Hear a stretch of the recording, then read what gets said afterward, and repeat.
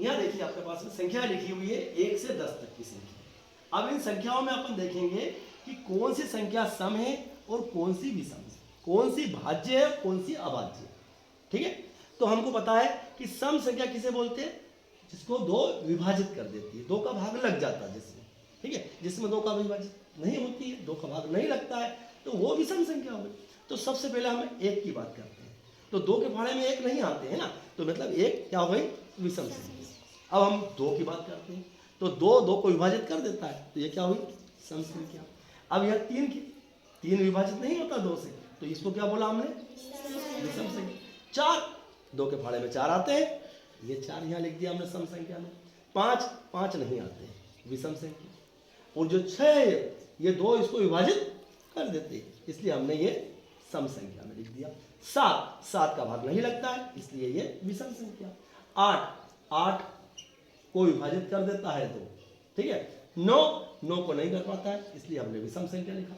10 और दो के फाड़े में 10 आते, 2 पंजे 10, ये हमने 10 को सम संख्या बता दी। अब हमने सम संख्या लिख ली और विषम संख्या लिख ली। अब हमको लिखना भाज्य। अब यह भाज्य संख्या में इस बात का ध्यान रखेंगे, किसी भी सम संख्या को हम भाज्य कह सकते हैं। अब यह जितनी भी सम संख्या है वो सब भाज्य है। कैसे, अब यह देखेंगे, परंतु बस इस दो का ध्यान रखना आपने, दो को हम भाज्य नहीं कहेंगे। केवल जितनी भी सम संख्या है, वो 1 अंक की हो, 2 अंक की हो, 3 अंक की, जितनी भी हमारे सामने सम संख्या है, होती है, आती है, वो सब भाज्य संख्या है ना, विभाज्य संख्या कहलाएगी। ये 4 भी, ये 6 भी, ये 8 भी और ये 10 भी, ये सब भाज्य संख्या है। ठीक है, और ये जो दो है, ये सम होने के बाद भी भाज्य नहीं है। भाज्य को हम विभाज्य संख्या भी कहते हैं, ये विभाजित नहीं होती है। ठीक है, ये जो दो है, अब यहां बात है अभाज्य। अभाज्य संख्या कौन कौन सी, तो ये दो को हम क्या बोलेंगे यहाँ पे, अभाज्य। ये दो क्या है, अभाज्य संख्या है। इस दो को अभाज्य क्यों कहा, ये दो केवल दो से विभाजित होती है, अन्य संख्या इसको विभाजित नहीं करती।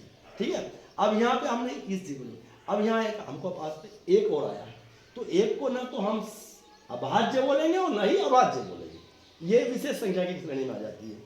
अब आती तीन में किसी का भाग नहीं लगता है, हमने 3 लिख दिया है ना।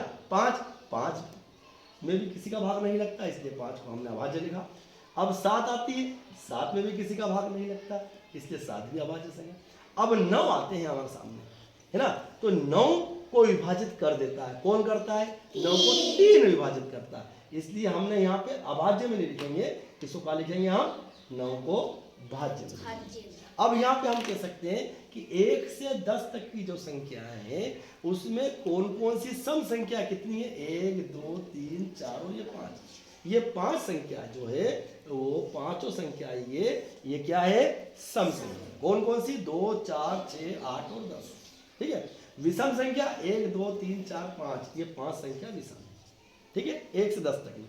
अब हमने देखा यहाँ भाज्य संख्या, भाज्य को विभाजित, जो विभाजित हो जाती है, 4 विभाजित हो जाती है ना, 6 विभाजित हो जाती है, 2 का भाग लग जाता है, 3 का लग जाता है, 4 में लग जाता है, 8 में 2 का भाग लग जाता है, 4 का लग जाता है, इसलिए इसको हमने विभाज्य संख्या बोला।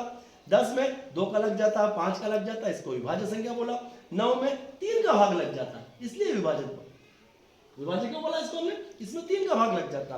और अभाज्य संख्या, इस 2 में किसी भी संख्या का भाग नहीं लगता। अब बोलोगे सर 2 में 1 का लग जाता, बाकी 2 को हमने क्या बोल दिया पहले से, ये क्या है, विशेष संख्या, ना तो ये भाज्य है और ना ही अभाज्य है, इसलिए यहाँ पे 2 में किसी अन्य संख्या का भाग नहीं लग रहा है। यदि हम ये कहें कि अभाज्य संख्या यदि सबसे छोटी कौन सी है, तो सबसे छोटी अभाज्य संख्या 2 है ना। 2 की एक तो विशेषता ये हो गई, और एक विशेषता ये हुई है कि ये सम होते हुए भी अभाज्य है। ऐसी कोई भी सम संख्या होगी तो वो भाज्य में आती है, परंतु ये भाज्य, ये सम होते हुए भी भाज्य में आ रही है, अभाज्य में आ रही है। बताओ, देख लो, ये सम है, संख्या 2 सम है, परंतु इसको काहे में आ रही है, ये अभाज्य में आ रही है, इसको हम अभाज्य कहेंगे। क्यों कि 2 को कोई भी अन्य संख्या विभाजित नहीं करती, 3 को भी नहीं करती, 5 को भी नहीं करती, 7 को भी नहीं करती। तो हमने ये देखा। अब यहाँ पे 1 2 3 4 5, ये 5 संख्या क्या हुई, भाज्य संख्या हुई, और यह अभाज्य संख्या कितनी हुई, 4। अब हम यह कह सकते हैं कि 1 से 10 तक में सम संख्या कौन कौन सी है, और 5 संख्या कितनी है, 5। विषम संख्या की कितनी संख्या, 5। भाज्य संख्या की कितनी संख्या, 5। और अभाज्य संख्या की कितनी संख्या, 4। ठीक है, क्यों सम है, क्यों विषम है, क्यों भाज्य, क्यों अभाज्य, इस चीज को हमको समझना।